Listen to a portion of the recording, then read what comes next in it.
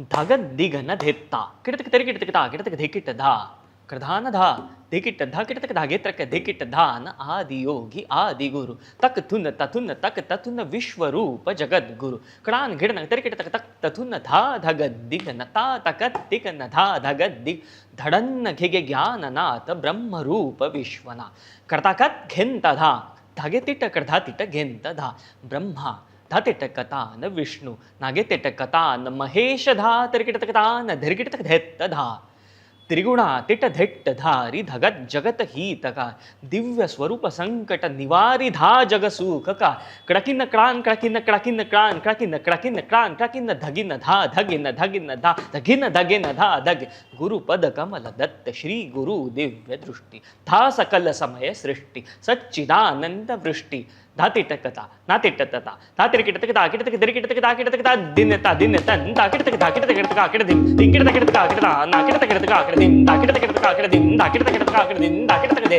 श्री गुरु पादुकाभ्याम गतिकिटतक then then धागतिकिटतक then then धातरिकिटतक धातरिकिटतक गुरु पादुकाभ्याम गतिकिटतक then then धागतिकिटतक then then धातरिकिटतक गुरु पादुकाभ्याम गतिकिटतक then धागतिकिटतक then then धातरिकिटतक धातरिकिटतक क्या बात. रसिक हो मित्रांनो, आज तुमच्या लक्षात आलेलं असेलच, इतका सुंदर आपली ही सुरुवात झालेली आहे. खूप वेगळ्या पद्धतीच्या गप्पा आपल्याला ऐकायच्या आहेत. नमस्कार, मी अमित भिडे. माझी शाळा माझा जिव्हाळा या पॉडकास्टमध्ये आपल्या सगळ्यांचं स्वागत. आणि आज आपल्यासोबत आहेत स्वप्नील भिसे. आज स्वप्नील बरोबर आपल्याला गप्पा मारायच्या आहेत. तुमच्या सगळ्यांच्या लक्षात आलं असेल, स्वप्नील अतिशय निष्णात तबलावादक आहे. सुरुवात करूया. स्वप्नीलची मी ओळख करून देतो. 2004चा टिळकनगर विद्यामंदिरचे स्वप्नील विद्यार्थी आहेत आणि टिळकनगर विद्यामंदिरच्या वर्गखोल्यांमधून सुरू झालेला हा सगळा प्रवास आहे तो आज राष्ट्रीय आंतरराष्ट्रीय मंचांपर्यंत पोहोचलेला आहे. अनेक दिग्गज कलाकारांची साथ स्वप्नीलने केलेली आहे. स्वप्नीलने चंद्रकांत भोसेकर, गुरुवर्य चंद्रकांत भोसेकर, गुरुवर्य प्रवीण करकरे यांच्याकडून शास्त्रीय संगीताचे, तबला संगीताचे धडे गिरवले. आणि आता स्वप्नील पंडित योगेश शमसी यांच्याकडे तबल्याचं शिक्षण घेतोय. खूप मोठी वाटचाल आजवर त्याने केलेली आहे. स्वप्नीलला आपण अनेकांनी विविध मंचांवर कार्यक्रमांमध्ये ऐकलेलं सुद्धा आहे. यूट्यूबवर त्याचे खूप सुंदर सुंदर अनेकांच्या दिग्गजांच्या साथीचे त्याचे व्हिडिओ आहेत. काही नावं घ्यायची झाली तर सवाई गंधर्व भीमसेन महोत्सव असेल, सप्तक, हरिवल्लभ संगीत महोत्सव, देवगंधर्व महोत्सव यासारख्या अत्यंत मानाच्या संगीत महोत्सवांमध्ये स्वप्नीलनी आपल्या तबल्याची साथ केलेली आहे. त्याचा नाद घुमवलेला आहे पंडित उल्हास कशाळकर, त्याचबरोबर प्रवीण गोडखिंडी यांच्यासह अनेक दिग्गज कलाकारांना स्वप्नीलने साथ केलेली आहे. स्वप्नील बरोबर या सगळ्या गप्पा मारायच्यात. स्वप्नील, प्रश्नांचा आपण सुरुवात करूया. खूप अभिमान वाटतो आम्हाला तुझा, जेव्हा इतक्या दिग्गज कलाकारांसोबत तू साथ केलेली आहेस. खरं तर त्यांच्याकडून शिकायला खूप मिळालेलं असेल. त्या सगळ्या वाटचालीविषयी आपण चर्चा करणार आहोत. पण आज अनेक वर्षांनी तू आपल्या शाळेत आलायस. या शाळेच्या काय आठवणी आहेत त्याने आपण कार्यक्रमाची सुरुवात करूया. मित्र, शाळेतले तुझे शिक्षक, वर्ग शिक्षक यांच्या काय आठवणी आहेत? खूप मला, मी मगाशी म्हटलं तसं, इतका आनंद झाला मला की माझ्या शाळेत येऊन. बरेच वर्षानंतर मी शाळेमध्ये आलो. तसं माझे आधीचे गुरु पंडित प्रवीण करकरेजी यांची गुरुपौर्णिमा पेंढारकर सभागृहामध्ये व्हायची. त्यामुळे तसं दरवर्षी वर्षातून गुरुपौर्णिमेच्या निमित्ताने शाळेत येणं व्हायचं आवर्तन कार्यक्रमासाठी. परंतु आज मी वर्गामध्ये आलो आहे आणि हा माझाच वर्ग आहे. हा योगायोग झाला आहे, पण 8वीचा माझा हा वर्ग होता. मी इथेच बसायचो. तर त्यामुळे खूप मला सगळ्या नॉस्टॅल्जिक वाटतंय. सगळ्या जुन्या आठवणी अगदी फ्रेश आहेत अजूनसुद्धा. माझे सगळे मित्र, इतके छान मित्र मला मिळाले. मित्र मैत्रिणी 6 अध्यायी माझे जे होते, प्रत्येकामध्ये एक एक क्वालिटी होत्या खूप छान छान. तर ते मला शिकायला मिळालं सगळ्यांकडून. फार मजेशीर किस्से पण आठवतात कधी कधी. त्यांच्याबरोबर शेअर केलेला डबा असेल. शाळेत आल्यावर अट्रॅक्शन म्हणजे ग्राउंड शाळेचं, कारण शाळेला ग्राउंड असणं हे किती छान गोष्ट आहे. आणि सगळे खरोखर. आणि सगळे माझे शिक्षक, गुरु यांची आठवण नेहमीच असते. बरोबर. म्हणजे कोणाचं असं नाव घ्यायचं असं नाही, पण म्हणजे आमच्या मॅथ्यूबाई आहेत किंवा लीना दाणीबाई आहेत, संगीत शिक्षिका. सगळेच म्हणजे खूप मोठे मोठे गुरु आम्हाला मिळाले. तर त्या सगळ्यांची आठवण नेहमीच येत असते आणि आज मला ते खूप आठवत आहे. फार छान वाटतंय मला. शाळेत असताना तुझी संगीताची तबल्याची आवड मित्रांना शिक्षकांना समजली होती का, त्यांच्या लक्षात आली होती का? हो, लक्षात आली होती. कारण शाळेमध्ये गॅदरिंग्स व्हायचे वर्षातनं. तर गॅदरिंगमध्ये वेगवेगळ्या ॲक्टिव्हिटीज, संगीत असेल, नाटक असेल, तर ह्याच्यामध्ये आम्ही सहभागी असायचो. शाळेच्या व्यतिरिक्त पण मला अनेक स्पर्धांना पाठवलं. तर त्यामुळे त्या स्पर्धांमध्ये मला यश मिळालं. तर ते शाळेमध्ये आमच्या वही फिराय, म्हणजे आपल्या शाळेत वही फिरायची, अभिनंदनाची वही अभिनंदनाची वही असायची किंवा सूचना असेल, तर तेव्हा त्याच्यात ते नाव यायचं. किंवा मला थोडंसं संकोच वाटायचा की मला इथे यश मिळालंय तर सांगायला, पण मित्रांची शेअर करायचो मी. तर मग मित्र सांगायचे बाईंना जाऊन, किंवा ह्याला इथे बक्षीस मिळालं काल. मग नाही, पण हे झाले म्हणजे खूपच फॉर्मल. आता इन्फॉर्मली विचारायचं तर हाच वर्ग आहे, वर्गात बेंचेस होते. तर असं कधी व्हायचं बेंच वाजवून बसलाय स्वप्नील? हो, मी बेंचच वाजवायचो. शिक्षकांचा ओरडा, मी बेंचच वाजवायचो फक्त. तर वयाच्या 3ऱ्या वर्षापासून तबला शिकायला सुरुवात केलीस. तर कसं घडलं हे? आणि पालकांना पाळण्यातच तुझे पाय दिसले का रादर तुझे हात दिसले? माझी आई श्रीमती शैलजा भिसे आणि माझे वडील श्री सतीश भिसे. तर माझी आई ही उत्तम कवयित्री आणि लेखिका आहे. त्यांनी अध्यात्मामध्ये किंवा वेगवेगळ्या विषयांवर लिखाण केलेलं आहे. आणि वडील माझे चित्रकार आहेत. त्यामुळे घरामध्ये कलेची जोपासना आहे. आणि आईच्या माहेरून सुद्धा संगीत, भजन कीर्तनाची परंपरा घरी होती. तर माझे आजोबा कीर्तनकार होते, भजन करायचे. वडिलांचे आजोबा पखावज वाजवायचे. तर अगदी घरात संगीत नाही, परंतु कलेची आवड नक्की होती. म्हणजे वारसा आणि आणि मी जेव्हा अगदीच म्हणजे 3 वर्षाचं, 2-3 वर्षाचं असेल, तेव्हा मी घरात भांडी उलटी करून लयीत वाजवायचो. तर त्यामुळे त्यांना जाणवलं की हा बरोबर ताल धरतोय, एखादं गाणं लागलं किंवा.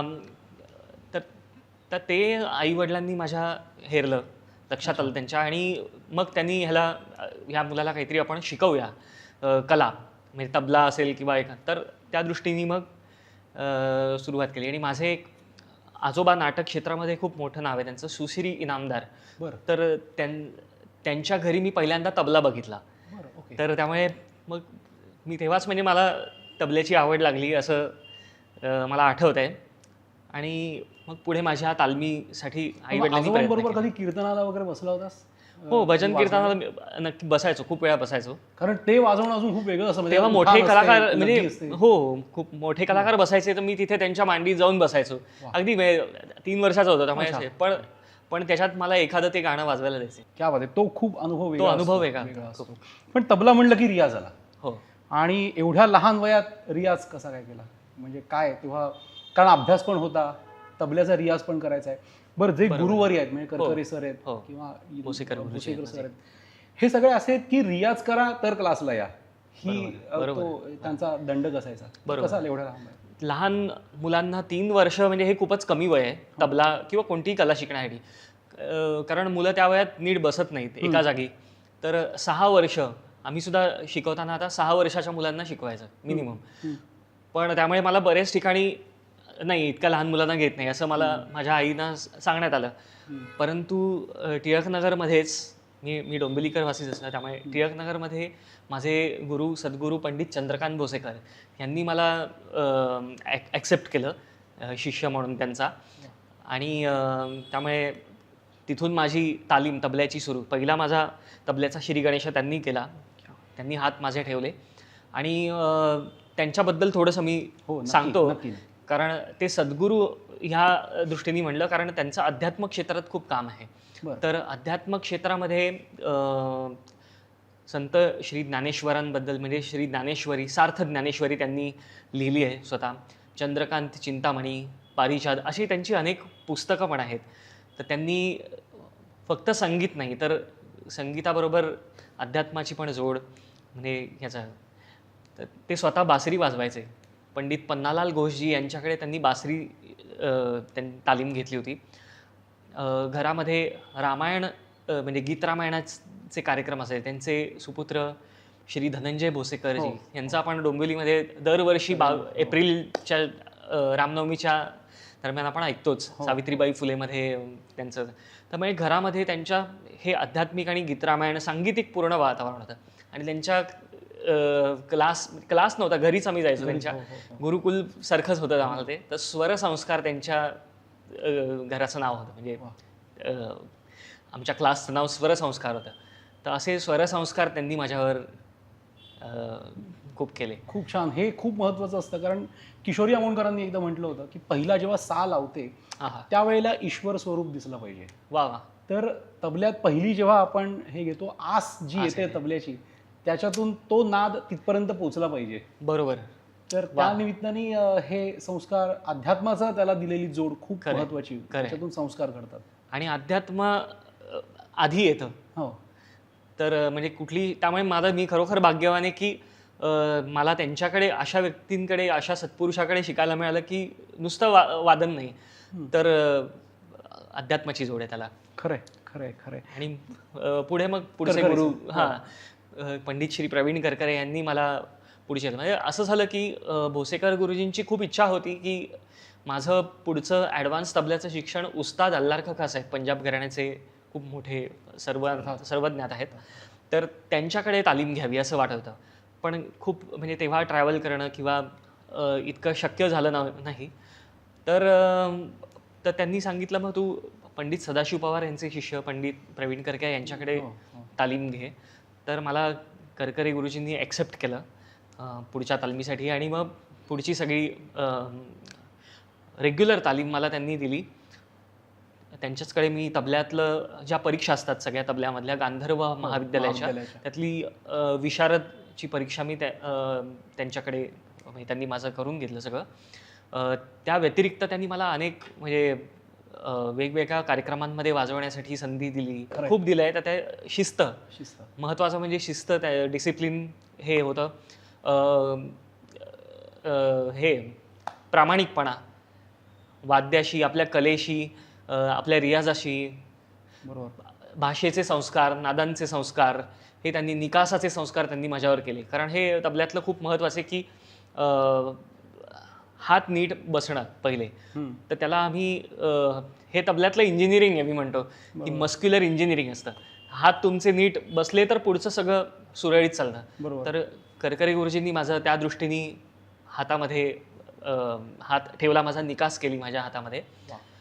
आणि पुढे असं झालं की माझी इच्छा खरंच, म्हणजे त्यांनी मला विचारलं, तुला पुढच्या शिक्षणासाठी कुठे जायची इच्छा आहे? म्हटलं, तुमच्याकडची विद्या इतकी आहे की मला अजून खूप वर्ष तुमच्याकडे शिकायचं आहे. पण त्यांनी माझ्याबद्दल असा विचार केला की माझी आवड किंवा माझा कल संगीतामध्ये किंवा तबल्यामध्ये थोडं लयीकडे जास्ती होता. बरं.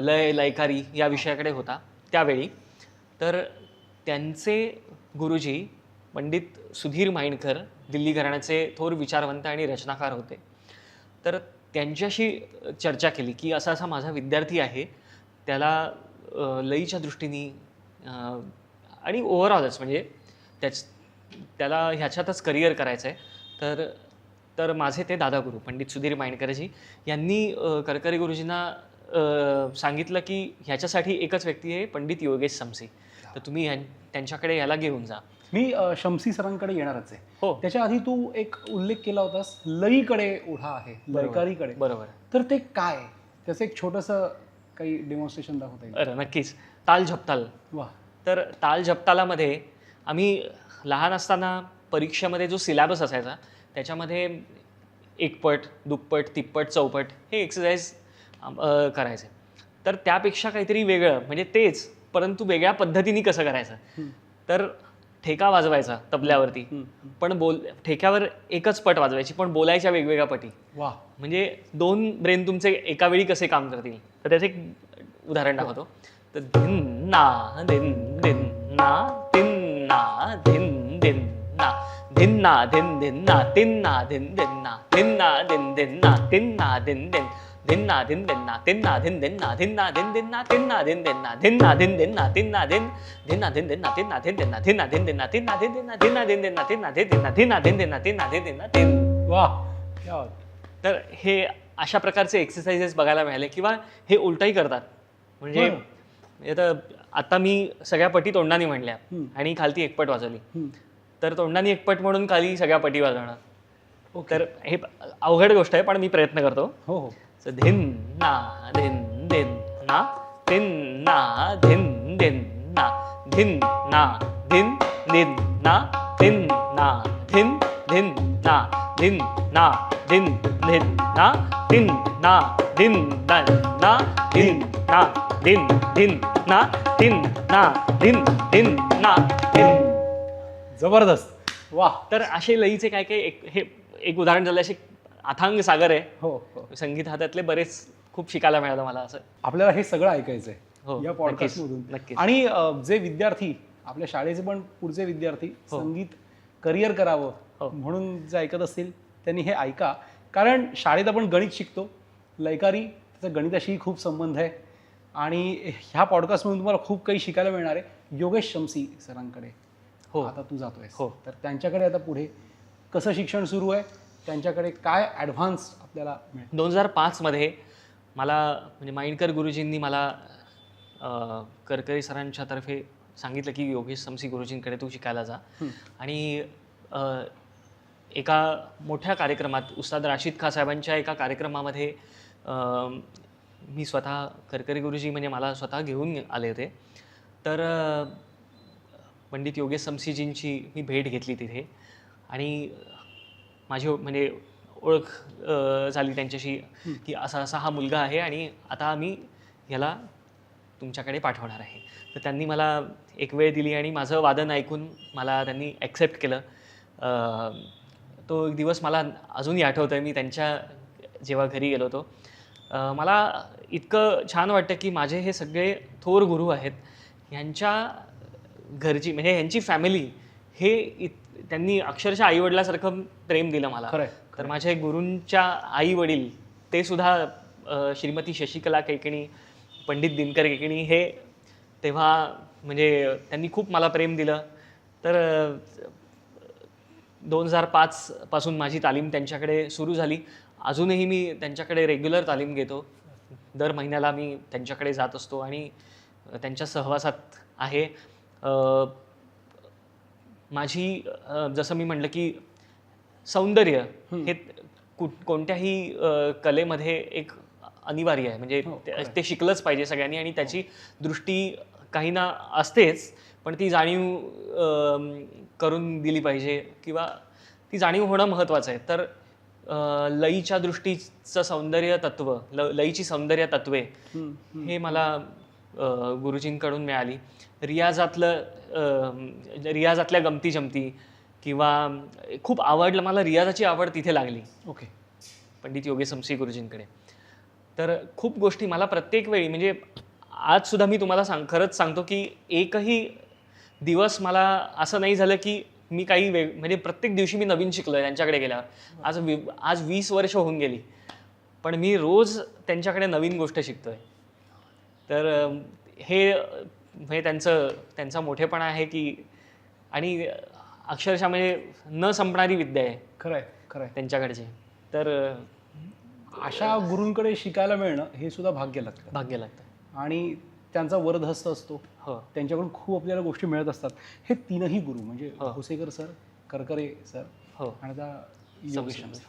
तर या तिघांनी काय विद्या दिली, यांच्या तिघांच्या शिकवण्यात काय फरक होता तो तुला जाणवला आणि तो काय फरक होता ते तर सांगच, पण ते ऐकायला सुद्धा आवडेल आम्हाला. प्रत्येक गुरूंच्या शिकवण्यामध्ये काय फरक आहे किंवा वादनात काय फरक असं मला फार जाणवला नाही आणि त्यांनी तसं जाणवही दिलं नाही मला. पण मी म्हणजे संगीत शिकण्याचा प्रवास खूप एन्जॉय केला माझ्या सर्व गुरूंबरोबर. तर म्हणजे गमती जमती मला आठवत आहेत. करकरे गुरुजींच्याकडे जसं मी स्पर्धा सुरू केल्या, स्पर्धांना जाणं सुरू केलं, त्यांनी मला त्या दृष्टीने माझ्याकडनं तयारी करून घेतली. तर माझा स्पीड खूप कमी होता हाताचा आधी सुरुवातीला. मला समज खूप होती, परंतु अशा वेगवेगळ्या प्रकारचे विद्यार्थी असतात. एखाद्याचा हात खूप तयार आहे पण डोकं चालत नाही, किंवा एखाद्याचं डोकं खूप पुढे जातं आणि हात चालत नाही, एखाद्याचं दोन्ही चालत नाही पण मन खूप चांगलं आहे, त्या कलाकाराचं मन आहे त्याच्याकडे, असे असतात, किंवा वाईस वर्सा. म्हणजे असे वेगवेगळ्या प्रकारचे त्यांच्याकडे विद्यार्थी होते, माझ्याबरोबरचे मुलं. तर आता माझा स्पीड कसा वाढवायचा. तर ते असे वेगवेगळे खेळ म्हणजे खेळातून शिकवणं हे त्यांनी खूप केलं. ओके. तर स्टॉपवॉच लावायचं किंवा घड्याळ, तेव्हा काही मोबाईल आणि हे नव्हतं, तर घड्याळामध्ये 1 मिनिटाचा वेळ लावायचा. 1 मिनिटात मी किती रेल्याची आवर्तनं वाजवायचो. तर हे तर जसं मी तेव्हा माझं 1 मिनिटाला मी 10 किंवा 11 आवर्तनं रेल्याची वाजवायचो. तर ती हळूहळू त्या अशा एक्सरसाइजेसमुळे किंवा माझ्याबरोबर जे गुरुबंधू माझे होते त्यांच्या एक्सरसाइजेसमुळे अच्छा याचा 16 जातोय माझा, तर मी अजून 11वर आहे, तर मग मी घरी जाऊन मग थोडा रियाज करेन, अजून त्याला डेव्हलप करण्याचा प्रयत्न करेन. म्हणजे आता 10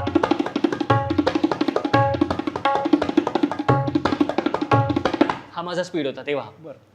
मग तो इथे कसं पोचायचं, तर ते हे एकमेकांचं बघून दुसऱ्यांचं बघून शिकणं, त्यातून जिद्द निर्माण होते, नाही मला ह्याच्या बरोबर पोचायचं आहे किंवा ह्याच्या पुढे जायचं आहे, किंवा कोणी मलाही ऑब्झर्व करत असेल तर मला छान केलं पाहिजे. तर हे असे खूप गोष्टी आहेत अशा. म्हणजे हे एक मी मला आठवलेलं आत्ता उदाहरण दिलं. असं खूप त्यांनी वेगवेगळ्या पद्धतीने आवड लावली, गोडी लावली. करकरे सरांची जाणवलेली मला गोष्ट अशी होती की करकरे सरांनी इतके शिष्य घडवले त्यांच्याकडे. डोंबिवलीतलेच आपण जर का उदाहरण खूप शिष्य आहेत त्यांच्याकडे. ही जी एकत्र बसणं किंवा एकत्र शिष्यांमध्ये आपापसातला संवाद किंवा तू कसा वाजवतोयस मी कसा वाजवतोय ही चढावड नाही, पण त्याच्यातून मिळालेलं काय त्याला म्हणतात व्हॅल्यू ॲडिशन हे खूप महत्वाचं असतं. आणि अशा ठिकाणी मोठ्या गुरुकडे शिकताना ते आपोआप आपल्यात आणि बॉन्डिंग सुद्धा, म्हणजे गुरुबंधूंमधलं जे प्रेम आहे, बॉन्डिंग आहे, स्पर्धा वगैरे असं कधीच नाही. ती एक स्वतःला डेव्हलप करण्यासाठी ते आवश्यक आहे. खेळाडू वृत्ती म्हणतात ती. बरोबर आहे. पण आजच्या काळात गुरु शिष्य परंपरा किती महत्वाची आहे? वा, खूपच आवश्यक आहे. गुरु शिष्य परंपरेला पर्याय नाही हे नक्कीच सांगतो मी. कारण आता आपण शाळेत आहोत, शाळेतले जरी शिक्षक असतील तरी गुरुच आहेत ते. तर आपण प्रत्येकाकडून काही ना काहीतरी शिकत असतो. गुरुमुखी विद्या, शास्त्रीय संगीत हे गुरुमुखी विद्येतनं फलतं. बरोबर. असं आम्ही सगळ्या बुजुर्गांकडून ऐकलेलं आहे. तर जसं गुरुमंत्र असतो, आम्हाला दिलेली ही जी विद्या आहे त्याच्यामध्ये आम्ही कायदे वाजवतो, पेशकार वाजवतो, कायदे वाजवतो. हे आता आम्हाला खूप ऐकायला मिळतं बाहेर, म्हणजे यूट्यूब असेल किंवा अनेक काय काय आता इंस्टाग्रामवर मिळतं.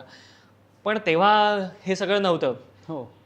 तेव्हा घराणी तर इतक्या, म्हणजे पंजाब घराणं कुठे, अजराडा कुठे आहे किंवा ललियाना कुठे, दिल्ली, ही सगळी जी वेगवेगळी घराणी, त्याच्यात तसं प्रवास पण कसा करायचा इतक्या दूर, तरी तिथल्या एरियामध्ये तिथल्या उस्तादांनी असे शिष्य तयार केले. त्यामुळे गुरु शिष्य परंपरेनेच हे शिष्य तयार झाले. म्हणजे हे सगळे गुरु मोठे लोक जे तयार झालेले ते अशाचमुळे तयार झालेत की तेव्हा त्यांना हे यूट्यूब आणि हे सगळं काही नव्हतं. की हे वाईट नाही आहे, आम्हाला आता बरेच त्यामुळे जास्ती गोष्टी त्या लोकांचं ऐकायला मिळतं, हे नक्कीच छान आहे त्याबद्दल. पण गुरु शिष्य परंपरेला पर्याय नाही. आणि गुरुमुखी विद्या तर ते मंत्रासारखं असतं असं मला वाटतं की दिलेले, आणि ते ईश्वराने सांगितलेले वेद गुरूंकडून आपल्याकडे आलेले छंदशास्त्रातला मंत्रच आहे हा. खरंय. वयाच्या 12व्या वर्षाच्याही आधी, खूपच लहान असताना तू पहिली मोठी मैफल केलीस, तर त्या दिवशीची आठवण काय? हो, तर असं झालं की मी बालवाडीत होतो. मोरेबाईंची बालवाडीची शाळा, बालविकास, मी तिथे होतो गोग्रासवाडीमध्ये. बरोबर. आणि तिथे शाळेत असे छोटे छोटे कार्यक्रम व्हायचे, त्याच्यात गॅदरिंग असेल तर मी तबला वाजवताना मला एक डोंबिवलीतले अतिशय मोठे व्यक्ती पंडित मनोहर बुवा जोशी, डोंबिवलीत पंडित गजानन बुवा जोशींचं नाव सगळ्यांना माहितीच आहे. तर त्यांचा मुलगा तर त्यांना बच्चूभाई नावाने सगळेजण ओळखायचे. तर ते प्रमुख पाहुणे होते आणि त्यांनी बघितला हा 5 वर्षाचा मुलगा, 4 वर्षाचा होतो मी तेव्हा, हा मुलगा तबला सोलो वाजवतोय. तर त्यांना थोडं आश्चर्य वाटलं आणि खूप त्यांना आनंद झाला. तर त्यांनी माझ्या आईला सांगितलं की मी ह्याला एका कार्यक्रमासाठी घेऊन जाणार आहे. तर वाडा जी जागा आहे, वाड्यामध्ये मला त्यांनी एक, म्हणजे लहान मुलांचाच एक कार्यक्रम केला होता, तर त्याच्यात त्यांनी मला संधी दिली. परंतु कार्यक्रमाला खूप मोठा ऑडियन्स होता आणि ती माझी पहिली मैफिल. तर ते स्वतः मला इतकी मोठी व्यक्ती आणि मला ते स्वतः घेऊन गेले होते. तर ते मला तो माझा पहिला कार्यक्रम मला आठवण आहे. बरोबर. आणि कोणत्या कार्यक्रमानंतर असं वाटलं की आता आपली सगळी कारकीर्द आहे ती संगीत क्षेत्रातच करायची, असा कोणता? म्हणजे हाच कार्यक्रम नक्कीच आहे, वाड्याचा जो कार्यक्रम आहे, की मला खूप छान वाटलं की इतकी मोठी व्यक्ती मला येऊन कार्यक्रमासाठी नेतंय. तेव्हा जे मला फिलिंग्स होते तेव्हा ते त्याच्यानी, आणि अशा अनेक मला संधी मिळत गेल्या. छोटे छोटे कार्यक्रम, म्हणजे कोणताही कार्यक्रम छोटा मोठा असं नाही म्हणत आहे, मला त्यावेळी मिळालेले कार्यक्रम हे सगळे मोठेच होते असं मला वाटतं. तर असा स्पेसिफिक कोणता कार्यक्रम आठवत नाही, कारण प्रत्येक प्रोग्राममधनं मला नक्की शिकायला मिळालं. तर अगदी बऱ्याचशा डोंबिवलीतल्या संस्था होत्या ज्यांनी लहान मुलांसाठी काम केलं. जसं सार्थक सेवाभावी संस्था आहे, त्यांनी उगवते सूर्य नावाचा कार्यक्रम केला होता. प्रकाश वेलणकर, डॉक्टर प्रकाश वेलणकर, डॉक्टर अनंत वेलणकर यांनी हा कार्यक्रम सार्थक सेवाभावी संस्थेतर्फे केला होता. अजूनही बऱ्याच संस्था आहेत, ओंकार मंडळ आहे, बरीच नावं मला आठवतात आता. तर त्या अशा कार्यक्रमांमधनं वेगवेगळ्या लहान मुलांबरोबर असेल वाजवायची संधी मिळाली. कधी कधी मोठे कलाकार पण यायचे. तर तेव्हा पण मला एक लर्निंग एक्सपिरियन्स मिळाला. तर त्यामुळे मला असं नेहमीच कधीच वाटलं नाही की हे अवघड आहे किंवा, आणि त्या सगळ्या कलाकारांनी तो एक कम्फर्ट लेवल तयार करून दिली मला की नाही, हे छान, ही विद्या छान आहे आणि सगळं चांगलंच आहे हे जाणीव करून. ह्या पहिली आपला जो पॉडकास्ट हा जो पहिला भाग आहे त्याच्या आता अगदी आपण शेवटाकडे आलो. झटपट फेरी आपण एक घेऊया. अरे वा. झटपट फेरीमध्ये जसे आपले बोल तुकडे असतात सगळ्यात शेवटी, तसे हे आता आपण करतोय असं. तर झटपट फेरीतला पहिला प्रश्न आहे, सकाळचा रियाज की रात्रीचा? सकाळचा. बरं. आवडता ताल कोणता? जपताल. आज जपताल. बरं, ओके. सोलो की साथ संगत? सोलो. क्या बात आहे. तबल्याशिवाय दुसरं कोणतं वाद्य आवडतं? पखावज किंवा स्वरवाद्य असेल तर सारंगी. पखावज वाजवत असतो? वाजवता येत नाही पण आवडतो. भाषा आवडते मला, त्याची भाषा सुंदर आहे. मृदंगम सुद्धा आहे. एक कलाकार ज्यांच्या सोबत अजूनही वाजवायची इच्छा आहे? उस्ताद शाहिद परवेज, सितारिस्ट. मस्त. खूप छान वाटलं गप्पा मारून स्वप्नील तुझ्याशी. ऐकायलाही खूप छान मिळालं.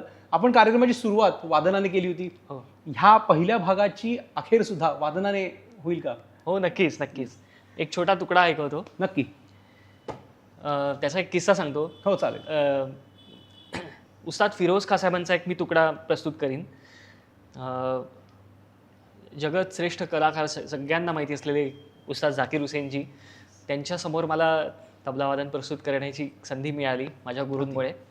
तर त्यांच्यासमोर मी एकदा एक तुकडा वाजवला, तर तो मी तुम्हाला ऐकवतो. नक्की. तिन तिन ता त्रक धिन दिन्ना धरधर किडतकता त्रकिडतकता धरधर किडतकता कडधा तकडधा धरधर किडतकता घेड नाग धिन नाग धादिन त धादिन त धरधर धरधर धरधर किडतकता त्रकिडतकता किडतक धरधर किडतक धरधर किड धरधर किडतक धरधर किडतकता धरधर किड धरधर किडतक धरधर किडतकता धरधर किड धरधर किडतक धरधर किडतक.